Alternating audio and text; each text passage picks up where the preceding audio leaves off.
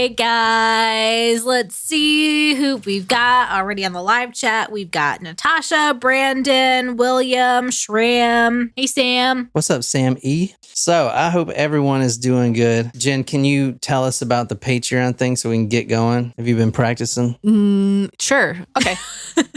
Well, if you join us as a supporter on Patreon, we have 3 levels. We have the Taco Supremo, which is $10 a month. But if you join for $100 a year, you get a free picture of Lieutenant Joe Kenda. You can join as a Taco Nacho for $5 a month or a small taco for $3 a month. Now, if you are a small taco, you get a shout out.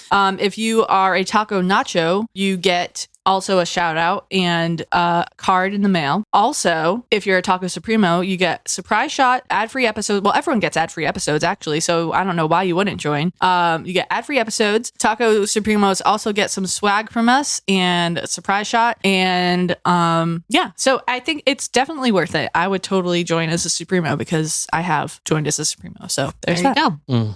I did see that you lowered your membership, though. I did not. That's a lie. And we do have to welcome. We have a new Taco Supremo this week.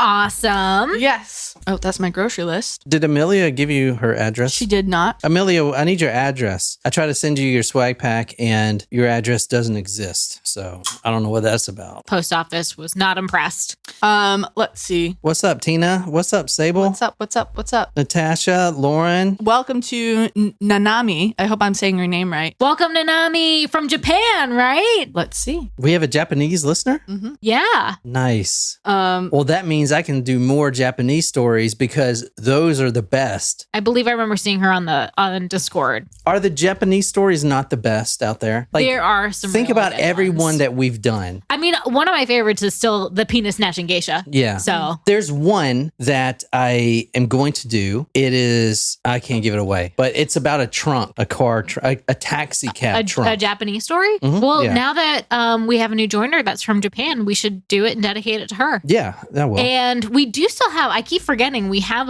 one bottle of sake from Japan that my sister brought back. Oh, that's left that correct. we haven't opened. So we will have to do it. Welcome, Cameron. First time catching a live. Cameron, what's up? Whoop. All right. Nice. And who's this This surprise shot. This surprise shot is for William. This is a specific request for a shot.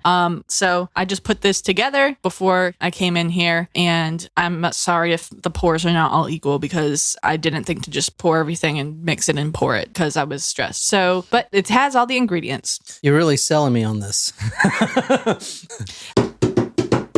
Surprise shots. Surprise shots. We don't know what they are because they're a surprise. Cheers, y'all. Cheers. Cheers, William. Ooh, I think that was really good. Wow, that was really good, actually. Yeah. What was it? It was called the Vegas Bomb. Vegas bomb. Delicious, was good. actually. And what was in it? I don't. So who knows if your proportions were incorrect because it was good. Yeah. Yeah. What, Jen's version is good. what is the proportions of? It is Crown Royal, That was Crown Royal? Damn, that shit was smooth, man. cranberry, Not just Crown Royal. Crown Royal, cranberry, Peach schnapps, peach schnapps, and Red Bull. yes. You asked me what ingredients we had. Damn, that Yeah. was really good. It was like no burn. Most people want to see me do these weird faces, which are real faces. Yeah, you're terrible at taking shots, actually. I've always been. Hey, Katie and Christopher. Lauren says if she downgrades and upgrades again, can she make us do another Vegemite shot? Absolutely not. That was the worst that we've yeah. ever taken. No, that was not the worst. The worst was the Everclear. Oh, that was really bad. Yeah, that was really bad. That was also very But I stupid. think the Vegemite was worse, maybe. The egg one, not nearly as bad as we thought it was going to be. That's Yeah. for sure. The egg one was pretty good. Oh, man, I am ready. You guys already know what we're doing. Part 2 of a serial killer. So this is each episode is going to be kind of standalone, right? But there's going to be 3 more on Arthur Shawcross, the Genesee River Killer. This guy, oh my God, this guy is freaking terrible, dude. You were Terrible, man. you were very intently reading that book this week. Yeah, I was, man.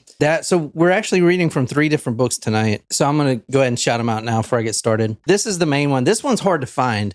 You can't find this one anywhere. It's out of print. And this one's by Dr. Joel Norris. It's just his interviews with Arthur Shawcross. And he's the guy that came up with all his disorders. You know, he's he's got a lot of disorders, but he's got a vitamin B deficiency. That's right. Oh, yeah. We haven't really gotten into that yet. And he's also has this disorder. He has an XYY. You know, like Yeah. what are Chromosome? isn't it Y female or something? What is No, it? Y is a male chromosome. So he has an extra Y chromosome. So it should be XXY. That's no, what it should I be have. XY. It should be 1X, 1Y. Don't know. All right. Well, it says this condition was evidenced as early as elementary school as a learning disorder, which could have been correlated with his XYY genetic disorder. XYY male children are often loners or runaways and act differently from everyone else. They are prone to violent interactions. So this dude has a whole gamut of problems, man.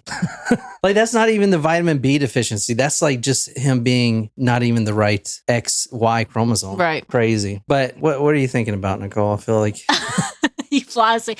I went back to my 6th grade science class and I was like, Were you doing the pundit squares? What was this lesson again? Yeah, I can't remember. Pundit squares. Pundit squares. Tell me the guy, if you can tell me the monk. Mendel. What was his first name? Not Howie. Howie Mandel. Gregor. Gregor was his name. That's correct. Are you sure it wasn't Edward? No, Yes. I think she's Gregor. right. Howie. Not Howie. Also, he's got a podcast. I don't think anyone listens to it. Yeah. Why would they? Who would be interested in what that guy's doing? I don't know. But they're people who listen to podcasts listen for murder. Come on Speaking now. of podcasts and murder, there's a show on Peacock. If you guys haven't seen it or heard about it, it's called Based on a True Story. And Jen, are you watching true crime when No. we're not supposed to be watching no, true crime? I'm not. No, because it's not true crime. It's just a show about a couple who run into a killer, and then they're like, instead of turning him in, let's do a podcast with him. Is it a My God, that Yeah. would be us. Is it a real case? No, It's fictional. it's fiction. So they're doing a podcast with the killer? Yeah. So I don't understand. He's not in prison? Correct. It's like It's- a weird Dexter. It's a fictional show starring Yeah. Kaylee Cuoco and Chris Messina and another guy. And anyway, so they happen to come across a guy who is a serial killer, and the wife listens to all kinds of true crime stuff. Which I don't know how like True Crime Junkie and Morbid got shout outs on that show, but no one approached us about shouting us out on that show. Anyway, well, but they were probably just looking for the best ones, you know. not number 15. Not Not the, number 15? The worst stuff. Well, I mean, Anyway, so they run in, they come across this guy, they figure out he's a serial killer, and she's like, oh, like, let's make money off of him being a serial killer and not turn him in, essentially. I'm on episode 4. It's a smart idea. all right. Tonight we're going to Thanksgiving Day. What day is that, Jen, in November? It depends. It's the third Thursday of November every year. And that's where we put Jesus on the cross, and then he arose 3 days later on Easter. What is Thanksgiving about? Oh, that's where we slaughter all them Indians. What the fuck did we do on Thanksgiving? I can't remember. We watch the parade. That's great. Watch We the, eat. We eat and eat and eat and eat. Mhm. And then after the parade is the dog show that I watch, and I try to force Murphy to watch with me, but he has no interest. Well, look at the Josie used to watch it with me. Tonight we are going to Thanksgiving Day, and we're going right here, Turning Point Park. Do you want to take a guess why this is called Turning Point? Because it's a roundabout, or like you can't go forward, you have to turn around. Damn, Jen's kind of on there. So the Turning Point, and this is in Rochester, New York, is that name was given to it because of this right here. Boats will come in, and then they can actually do a U-turn and go back out. So Okay. Turning Point Park. I saw an ad for like being a member of a boat club where you can like rent boats instead of having to own them. And I was like, I would like to be a member of that because I've always wanted to. I know just somebody boat. that is a member of that. Right? Yeah. So I checked out the membership, and it's like membership costs anywhere. It's a couple grand. Yeah. Like I'm like, A couple grand a Yeah. month? no. Oh. No, Like it's a year. It's up to $8,000, and monthly is up to like $245 or something like that. And I was like, yeah, I guess I will not be joining that boat club. Can It's you fine. rent any boat you want? Yeah, anytime? you just take out any boat you want. Let's get a mega yacht, dude. That's the goal. Yacht murder to me. Y'all think I'm joking about it? I'm not. No, we're not joking We can about this actually at all. we get the yacht, we rent it, and then we just part it out. We piece it all, like sell the furniture, sell the chandeliers. I feel like you're not understanding the point of having a yacht. But anyway, the Genesee River. Thanksgiving Day, 1989. That's the November 23rd. Mark Stetzel, he is a local and he is a hunter, and there are a lot of woods around this area. Was he looking for a turkey? Yeah, Jen, he was. Oh, yeah, look at that. Looking for a turkey. It says right there. So he was actually walking his dog, and this man turns into Charlotte Point Park. Oh, Charlotte is the village. Okay, I forgot to mention that. So this is near Rochester, but this is the village of Charlotte. So this being kind of like all the, grocery shops and stuff. Strip mall. Strip mall. Do they have strip clubs and strip malls? Yeah, I don't think so. Yeah, they're called Asian massage parlors. No, that's something different. That's where you go for a happy ending. Yeah, that's true. All right. Mark Stetzel is walking his dog, and his dog picks up a scent. Now, no one's out there. It's Thanksgiving Day, November. It's freezing out. There's snow on the ground. It's extremely cold. This is in Rochester, around Rochester, so it's upstate. And the weather there, especially in November, you don't want to be out. No one's out walking. It's desolate. Anyway, this man, he's walking his dog, and his dog runs down an overgrown trail. It's a game trail, an old one, not even used anymore. The mutt runs down there because he picks up a scent, And what is that scent, you think? Febreze, Jen? No, I would like to guess it's probably rotting human flesh. Nicole's reading from 3 different books tonight. One by Jack Olson, big true crime writer, about the life of Arthur Shawcross. Another one by Dr. Joel Norris, the psychiatrist that interviewed Arthur Shawcross. And also one called The Shawcross Letters, which was from this guy named John Paul Fay. Didn't read his story, didn't really care, but he sent letters back and forth to Shawcross in prison. So it's literally the unedited words coming from Shawcross's mouth, and he thought no one would ever see. So you're going to see like really what this dude's like, From author Jack Olson, Stetzel followed his pet to a flattened area where deer bedded down for the night. He came to a swatch of ice-encrusted carpeting, burlap side up, its color almost matching the vegetation. A bare human foot protruded from a corner. All right, so it is a body. Go figure, right? Man, we've done this way too fucking many times. We are definitely desensitized. What if I just started the story and it wasn't a body? It was just a nice carpet, and it was like, like an Egyptian carpet, and this guy ends up selling it and makes a lot of money. And then we went down that route. Okay, y'all don't give a fuck. No, I think that as a reseller, I would be very interested in that story. people would be like, I think that you're posting this to the wrong channel. Yeah.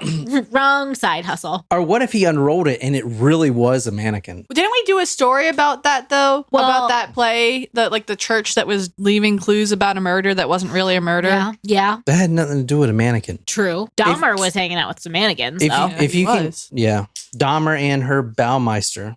Yep. Herb's pool party. All right, Are you doing trivia? Yeah. If you can tell me, wait, what did you just say? I usually don't listen, but I didn't say anything. You reminded me of something. If you can tell me the name, I don't know. At least he admitted he doesn't listen to me. That's nice. He doesn't listen to me either, if it helps. So this was a body in this. It doesn't. Just makes me sad for you.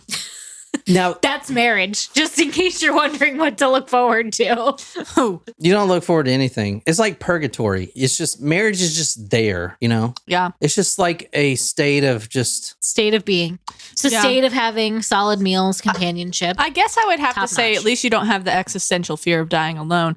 But other than that, you're still going to die alone unless you're holding hands and both take cyanide pills. This isn't the Notebook. Yeah. The dog sees this foot coming out of this carpet, and then the man Stetzel runs back and calls the police. The police unroll the carpet and they see a female body face down, the right leg bent backwards at the knee. And from what I found out, the reason it was bent backwards, and it's in rigor mortis, so it's stuck, is this is indicative of forced anal intercourse. Oh. All right. Now, lividity, you know what lividity is, or liver mortis? It's like this bluish purple discoloration on the skin. Mm-hmm. That is basically when you die, your blood pulls up in a certain area. Now, this is really important. Lividity, or the bluish purple skin discoloration, was pulled up along the backbone. But what did I just say? That the female body was what? Rigor mortis. No, the female body that they found backwards. Was face down. So, and that's an important clue, which means the blood shouldn't be pulled up at the backbone, the spinal cord, because the blood should be on the stomach and the abdominal area. Oh, yeah. That with this story, the police didn't come out to the media with it, but some things that they found were more disturbing than the murders themselves. The reason that this discoloration was on the backbone and she was found face down, it means the killer either stayed there with the body, which would be risky, or he came back and moved the body to another place. He moved the body, flipping the body, face down, which was also what they found why the leg was bent back. So they think they had intercourse with the corpse. He had intercourse. That is what they're thinking so far. You guys ignored my pun. My nose just went up instead, thinking, ew. Quote, the decomposing skin was covered with a milk white gelatinous coating as Jen drinks her frothy beer. Thanks. Mottled with varying shades of brown and dark red. Oh, wait, why brown and dark red? From the author Jack Olson, the medical examiner commented that the woman probably had died of asphyxia, but the neck area was too decomposed for a positive diagnosis. The body was slashed from the breastbone to crotch, a deer hunter's cut. As a cop observed, the privates were clotted with blood and the genital lips appeared to be missing. You want to say something, Jen, with your lips? Use your lips to talk, Jen. Use your lips to talk. That's fucked. Jen. It is fucked. You can move on then. Who does this remind you of?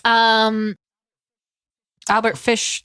Geen? Didn't he do the deer dressed out like a deer? We're talking about Arthur Shawcross tonight. Yeah. And this specific one, it reminds me of a lot of Ed Gein. And do you remember the woman's name that he did this to? His girlfriend? The one that wasn't the one that was actually dead when he went on a date with her?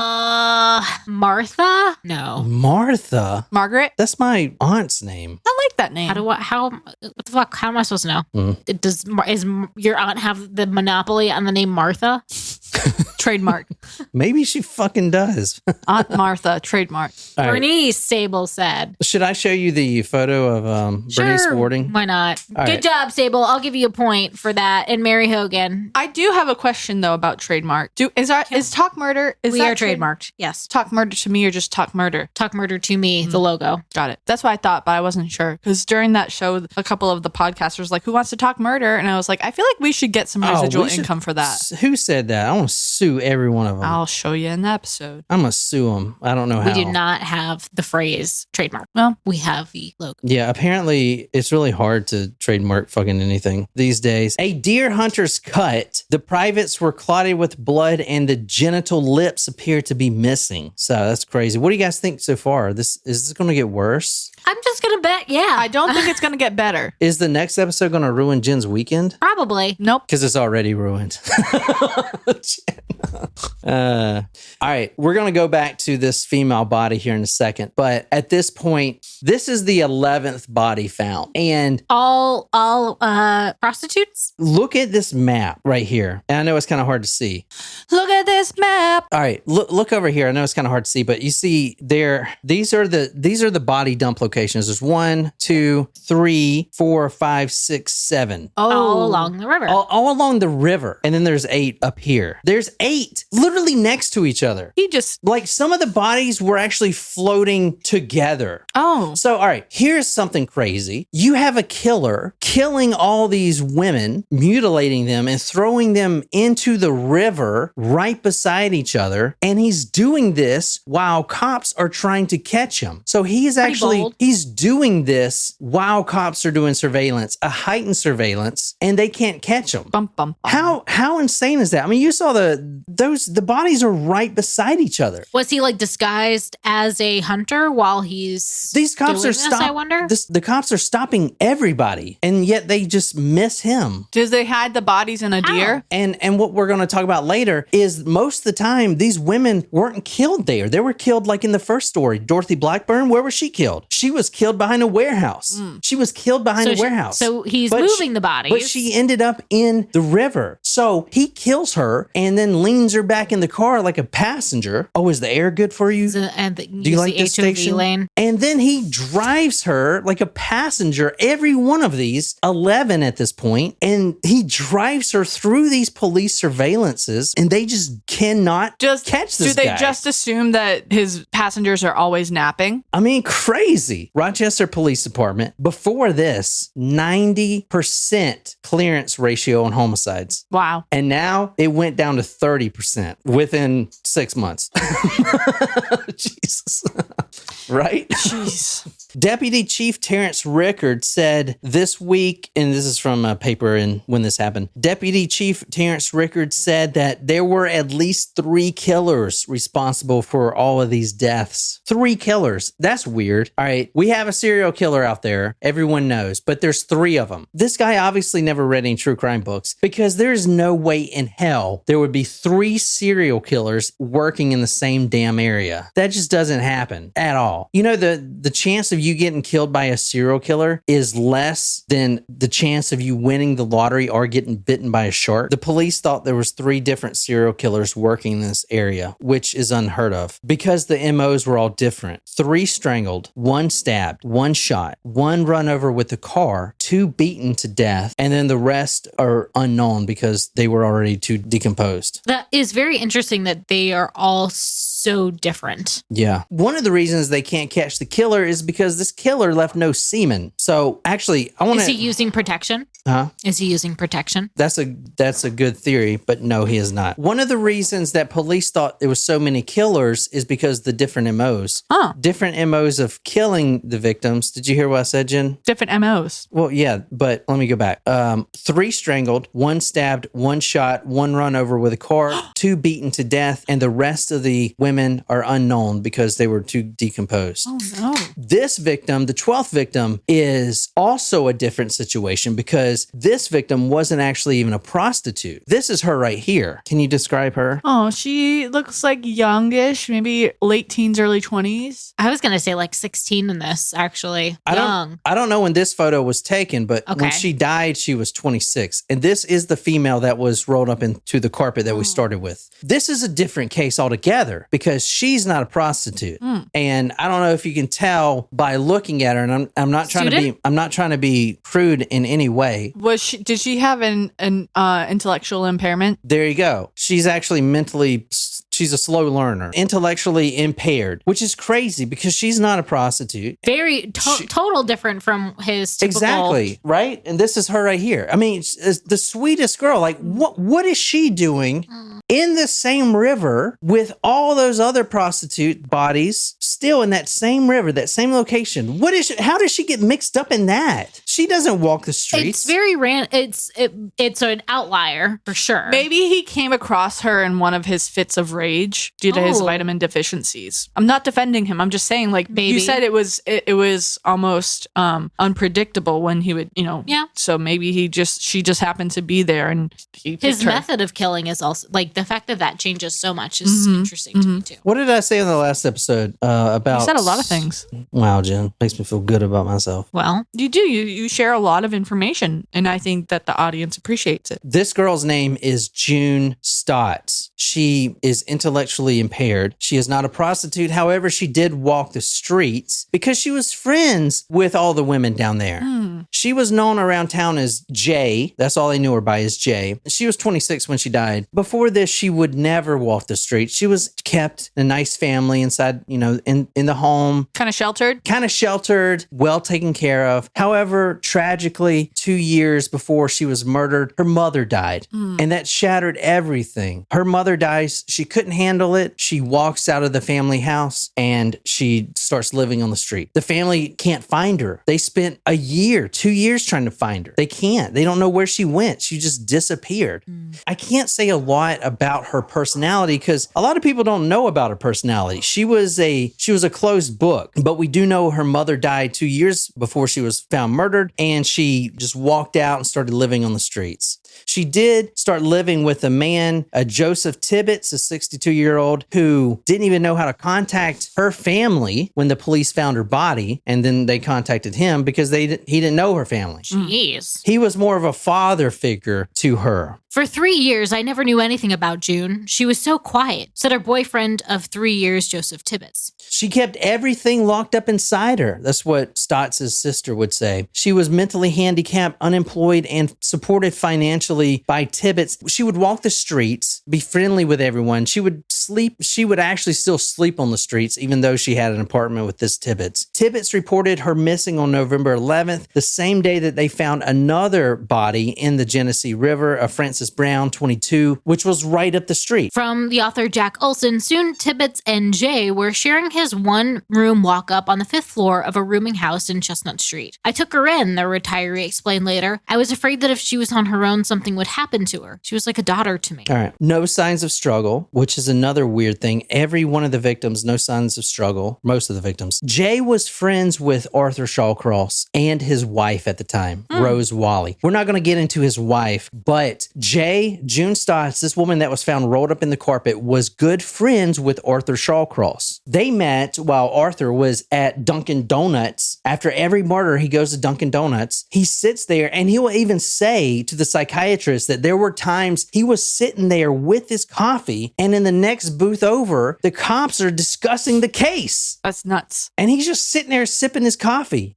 How crazy is that shit? That's wild. That's wild. You know, Dunkin' just came out with a new flavor, strawberry cheesecake iced latte. It does not sound good to me. That does not sound like it mixes with coffee. It doesn't. I said that June Stotts walks the streets. She walked the streets. That's where Arthur first saw her. Arthur knew that she was mentally handicapped, and he talks like, okay, I'm going to take care of her, or I'm at least going to tell her that she can come for dinner anytime she wants. Before she was murdered, she would go to the Shawcross residence about 3 times a week to get dinner, to eat dinner with the family. And now she ends up in a carpet. And you know who killed her? Who? Stetzel, the guy with the dog, Jen. Got it. It was a flip up all of this time. Well, Just kidding. It was not. it was not. It was It not. was not this person. Let us make that clear. It was a joke. All right, so this is his story right here. Now, it's really hard to like break down Shawcross and what he says. A lot of the stuff he says is fantasy, but it is a fantasy that even he believes. So it's kind of reality to him. So a lot of things that he says, you can't really think that that's exactly what happened, but eventually the truth does come out. But this is what he says. One day, and this was on the 11th of November, he spots Stotts. Remember the 11th of November. He spots Stotts sitting on a park bench, and he comes up and she asks him, you know, since they know each other, if she can ride with him. He's driving his little blue Chevrolet, and he's like, sure, whatever. They go into the village. They buy some bread and some chips and some Cokes and cookies. They were going to go to the piers and feed the seagulls. That's what they wanted to do. Oh, bad move. You don't feed the seagulls. They'll attack you. Now, remember, this is a family friend. Arthur and June Stotts have never been sexual. June Stotts is actually still a virgin. She's never been sexual with anybody, ever. They're friends. Right. All right. Anyway, they start walking along the piers. They're looking at the boats. And from what Arthur says, he thinks that June maybe thought this was a romantic getaway. We walked hand in hand along the piers, Shawcross said, describing the encounter as a romantic interlude. When we were walking along the boat dock, she kissed me. I don't know why.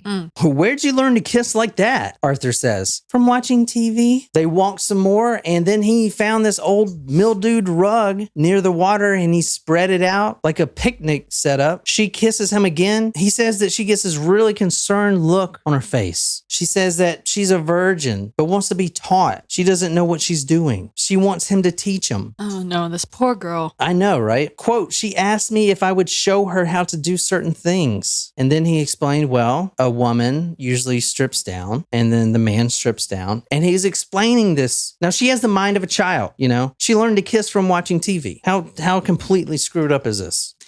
I'm kind of conflicted because how dare he take advantage of this moment, but also just because someone may be disabled or intellectually impaired does not mean that they don't have the right. Like, she was in her 20s at this point. Like, she doesn't have, like, she has the right to be sexual with someone, but I just feel like this may not have been the best choice for her considering how she ended up. But she didn't understand, and he took advantage of that. I feel like, I don't know. I don't know. Well, I will say that she was friends with both Arthur and his wife. Right. She would go to dinner, so she knows that he's married. Right. She goes to the house every three times a a week. So she knew he was married. Oh, yeah. I'm not saying she's in the wrong. I feel like, he could have stopped. This is from the Shawcross psychiatric interview. From Arthur Shawcross's psychiatric interview, I couldn't get it in, right? Couldn't get it in. And at that moment, she picks up her hands back. She says, oh my God, right?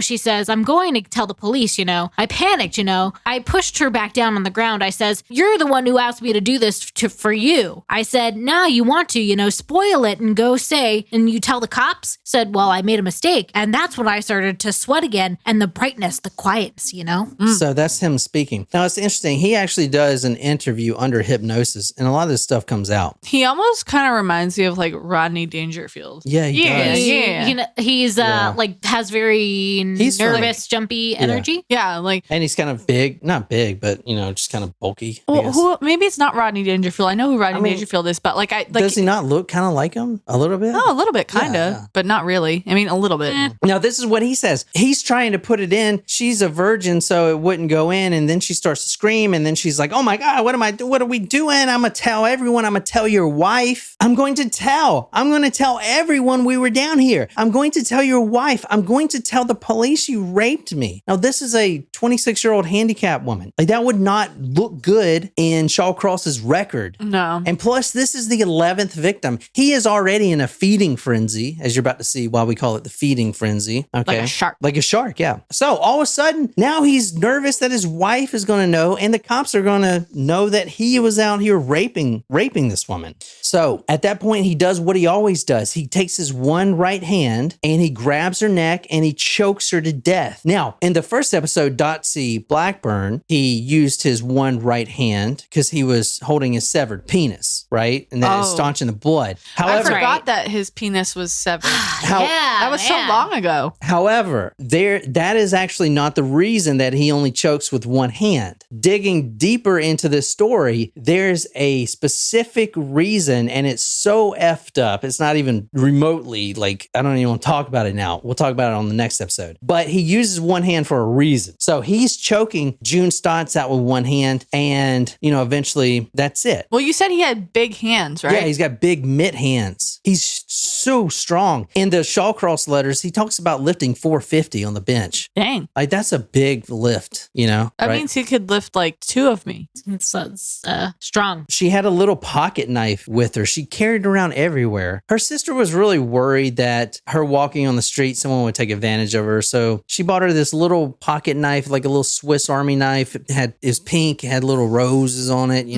kind of girly. But yeah, nowadays people hand out mace. Just in case she has that pocket knife, he stole it from her dead body. Oh. Quote, I kind of liked it. He liked robbing dead people? 1 week later, a week goes by. A week. He revisits the corpse. You remember I said that the lividity didn't match up with why the corpse was on face down. Yeah. It should have been on its back. He revisits the corpse just like he will do in every other story we talk about. He revisits the corpse. The body was laying in the same spot, undisturbed. Now he sits down by the body and starts to remember about that day when she kissed him a week ago and how passionate she was. Quote, I was smitten. I know that. He is sitting by this corpse. Now, the decomposition of the corpse is slowed down because it's cold, right? And that's one of the reasons why he can do this. Revisit There was snow corpse. on the ground. Yeah, exactly. He's smitten. I was smitten, thinking about how she kissed him. So romantic. He then takes his hand and puts it on her breast, and he was actually really surprised that she was still warm to the touch. If you want What? A week later?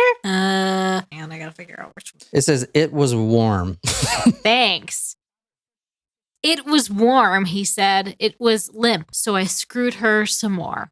I do not like that. So he actually went back. This is one of the reasons the police didn't give any details, because it's not just someone's killing these prostitutes and these women. They're going back. They're revisiting the body multiple times, and then they're penetrating the body. Her leg was stiff. He actually, in rigor mortis, made that leg go up so he can penetrate her anally. Her dead body. Not even when she was alive. died. This went literally almost a week after she was dead. He was so smitten. And then he penetrates her anally. I think this is a good time to take that shot now. That's Crown Royal. Crown Peach. Woo! See, that shot that William suggested was way smoother. Well, yeah, because it had a lot of other things in it. That was not alcohol. Okay. You had very little Crown Royal left at the beginning of this, but Did we finish the other bottle? I think so, but I bought this today. And I've heard it's very good. It is I liked good. it. I mean, I would like to sip on it with something else, but Are people still watching this shit? yes. This is trash. They've all left. It was limp, so I screwed her some more. Jacked her leg up, anal intercourse, everything. And then he remembers, for some reason, it's probably because he was so smitten earlier when he left his wife's house, that he still had that little pocket knife. Oh, so cute. Oh my God, it's so cute. Little pocket knife, little, it's Token, trophy, It's a, memento. what do you call them? Swiss Army knife. So cute. He flips open the blade. It's like, oh my God, I can't believe I brought this with me. He slowly opens the blade and he's looking at the body that he just raped. Now, one of the questions I want you guys to think about, there's a couple of questions. I don't think I want to think about either of them. Is why he performs oral sex on every victim, including June Stotts. You mean after they're dead? Yeah, after they're dead and before they're dead, during this time, performs oral sex. All right. And another question is why there's no semen. He rapes the victims, but he can never orgasm. There's only one person on the planet that can make Arthur Shawcross come to a complete orgasm. His wife? No, it's not his wife. His mom? All right. Ooh. Now at this I don't like that.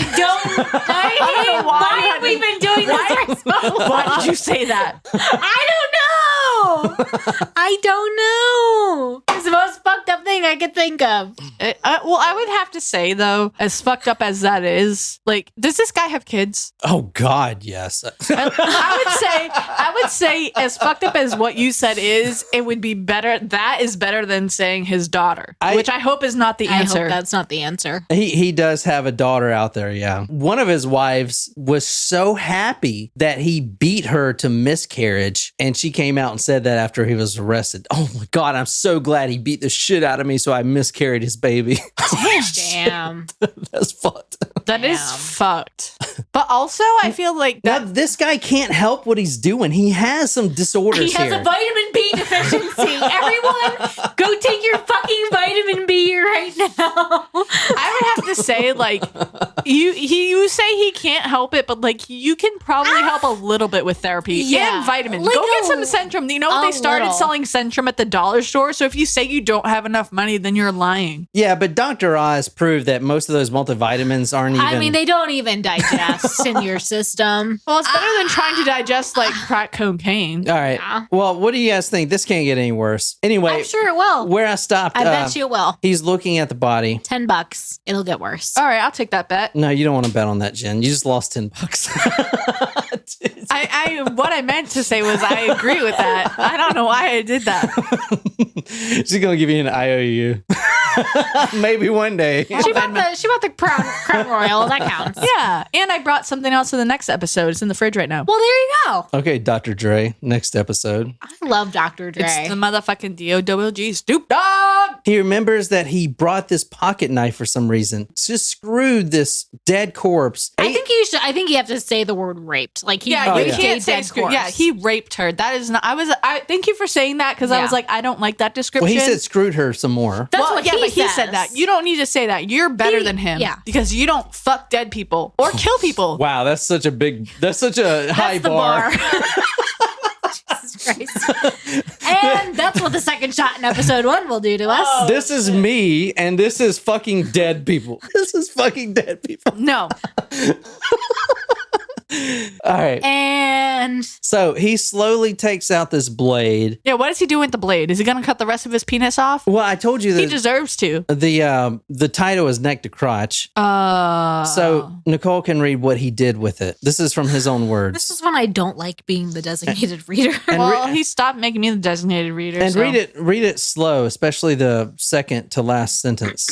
Like really, really get in it. Then I took out the knife that I had taken from her and cut her wide open in a straight line down her chest from her neck to her asshole. Cut out her pussy and ate it. dragged her into the swamp, then put the rug over her head and left. Quote, I just opened the fat tissue and cut out the pussy and ate it. Why? I don't know. I just ate it. If you were going to repeat it, why did you make me say it? To make you miserable. I'm just glad that I'm not the designated leader anymore. Holy shit. What the fuck? Why do we do this to ourselves? I don't know if I need to say this, but I do not like that. Oh. All right, here's some of his exact questions here. Great, Jen, you can play a role in this one. And you have no idea why you cut her? No. Can you imagine any reason why you might have done that? No. How did you remove the vagina? I cut it around it. Then did you cook that flesh? Why should I cook it? I said I ate it. I was asking you if you cooked it before you ate it. No. What did you do while you ate it? That's a stupid question. I just sitting there in a daze. You were sitting there next to the body? I was eating. I just ate it. I was looking at nothing, you know? I don't know what I was thinking about. I was just there. Sitting? Yeah. Down by the water with her. You're stupid. Holy shit. The psychiatrist, those stupid questions. He was like, dude, I fucking ate it. What the fuck? No, I didn't cook it first. Jesus Christ. This guy gets a lot worse. This man is a monster. No wonder you were like, man, this is a really good book. Now, he does claim that the reason he cut her from neck to crotch is because it speeds up decomposition, which he learned as a soldier in Vietnam, which we're going to talk about in the next episode. His Vietnam exploits were beyond comprehension, unthinkable. And that's going to immediately be followed by the murder of two innocent children, right when he gets back from Vietnam. But he says he learned all this stuff from Vietnam, cutting off the heads, eating the vaginas, stuff like that. Now, this is from the Shawcross prison letters. This is what he says about June Stotts. June Stotts, we just talked about the body that was found in the Genesee River on Thanksgiving Day. She was the 11th found. She was mentally handicapped. She was a friend of the Shawcrosses, went to dinner at their house multiple times a week. He kills her because, from what he claims, she said that she's going to tell his wife and tell the police that he raped her. He chokes her to death, then goes back, revisits the body a week later, and then he cuts her open, and then he eats her vagina. From the Shawcross prison letters, quote, I ripped one bitch open. Now these letters are to a man, John Paul Fay, who is a murderabilious seller on eBay. And I didn't read his story, but he's kind of like that Nico Klaus guy that has all these fucked up problems, and he's all fucked up in the head. Yeah. Anyway, I just read the actual letter portions, but this is what it said. Quote, I ripped the bitch open. June Stotts. She was a very good fuck, if you ask me. She kissed me everywhere and did me everywhere. Quite a gal, even if she was a retard of sorts. What the fuck? Wow. Like, that's the part that makes me the most mad. Like, what the fuck? You gotta remember, these guys do not have remorse, okay? No, he's a sociopath. Kind of. I don't know. Is he a psychopath or sociopath? He does I can never get No, this I don't right. think he's any. All right. He's vitamin B deficient. just That's listen. right. I'm sorry. Quite a gal, even if she was a retard of sorts. Oh well, she is history and I cannot come back again. When I do go to hell, she will be there waiting there for me to do it all over again to her. Good theory. In your dreams, No, what asshole. the fuck is wrong with you? Is this guy dead yet? I'm gonna go try to find him if he's not. Is he dead yet? Jen, there are 4 big disorders that he has. Number 1, we're going to talk about this thing that you said your papa may have in Vietnam. It's a color Agent Orange. He also has what we're going to talk about, a lead serum excess. Lead poisoning is extremely dangerous. Yeah. And let me break it down to you real quick. Arthur Shawcross is the serial killer that the psychiatrists and the doctors and the medical professionals, they came together and said, okay, here's this guy. Let's study this guy, everything about him. Let's take all these blood tests. Let's do everything we can and study this guy and find out if he has any disorders. They found 4 that he has. We already went over the vitamin B deficiency, which we're going to go over. The the other term for it is, quote, medical cannibal. He has the XY chromosome disorder. Okay. He has a lead disorder. That's a lot of soldiers get that if they shoot a lot, the lead in the bullets. Also, if you live in Detroit, and I'm not being funny here, but if you live in Detroit, which we do have a listener that lives Sable. in Detroit. Sable lives in Detroit. You got to be careful with the lead paint. Those houses still have lead paint in them. And there's a study that I read that it increases crime because lead poisoning causes irritability, sleep loss, violent outbursts, and even hallucinations. Wow. Arthur Shawcross had all this because what was he doing in Vietnam? What was his job? He was delivering bullets and ammo to every outpost out there in Vietnam. He was around ammo, lead ammo, his entire term in Vietnam. He was actually eating soup out of the ammo cans that were lead based, eating the soup. He was drinking water out of that lead based. I mean, we talk about plastic now, like you shouldn't heat up plastic because BPAs, carcinogens. Same shit with lead poisoning. Like this makes him But hallucinate. way worse. Yeah. It makes him hallucinate. When he comes back from Vietnam, he immediately starts this shit. Okay? So we're going to talk about all that on the next episode, but unfortunately that episode is just for our supporters. Patreon.com/talkmurder. If you like this, then go there. This is the Arthur Shawcross. There will be 2 more after this. We're going to do 1 right now, and then we'll do the last one on like Monday or something. We have to get that done. But they will be out all week. I hope you guys enjoyed that. Any questions or anything? Yeah. But so I mean, no, but yeah. the questions I want you to think about for next episode, like I said, why couldn't he orgasm? Why does he only choke out the victims with one hand? And why oral? I do have a theory on the one-handed thing, and it's not a pleasant one. The biggest one out there, the biggest one that sums up Arthur Shawcross is why does he perform oral sex even on these prostitutes? No one does that, but he does that as a default, performs oral sex. And it's a specific reason why. And it's pretty I can't wait to disturbing. learn more. So anyway, we'll be back in, I don't know, whenever you guys want to be back. I don't need a long break. No, like 15 minutes? Yeah. I do want to take some more shots. We'll do that when we get back. Yeah. Okay. I want to get drunk. There you go. All right, that's all I got. I hope you guys enjoyed it. Those episodes will be out next week, the whole gamut of Arthur Shawcross. So if you can't afford the Patreon, do not worry about it. They will be out Monday, Wednesday, and Friday for you guys, the whole thing. And we do stories all week, so be sure to request whatever you guys want. We got some great ones coming up. We have Richard Ramirez coming up. We have H.H. Holmes coming up. Ooh. And H.H. Holmes, oh my effing God. I can't wait for that. I'm excited for That that. is Sable's request. That story is crazier than you think it is. It is insane.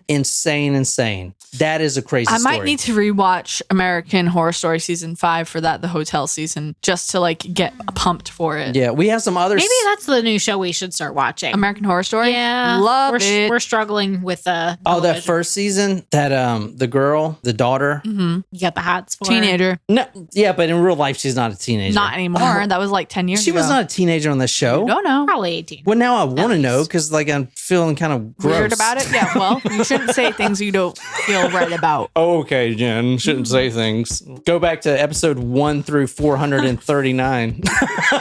I'm trying to be the moral compass of this program, but it doesn't always work out now, does it? All right. Okay, so I hope you guys enjoyed it. We'll be back in 15 minutes from now. So 2:45. And thank you guys so much for being here. And this is, like I said, Talk Murder Me. And until next time. Good night, you lovely, lovely people.